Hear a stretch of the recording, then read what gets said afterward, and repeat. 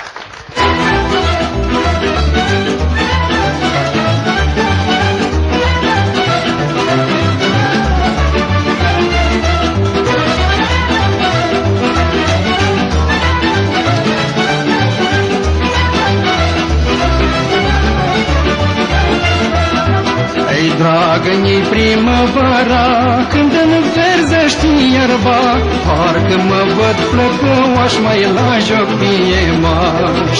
Dragă-i primăvara, când înverzești iarba, parcă mă văd flăcăuaș mai la joc piemaș.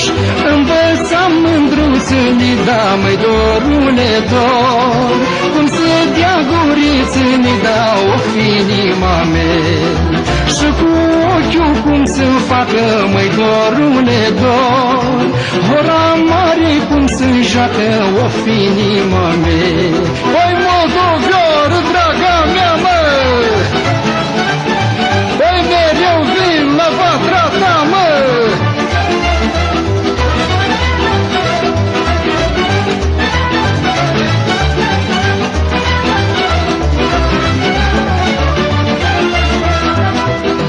Aici vara-i mai frumos, sub codru verde umbros, ne-am trăit iubirile mai tinerețele.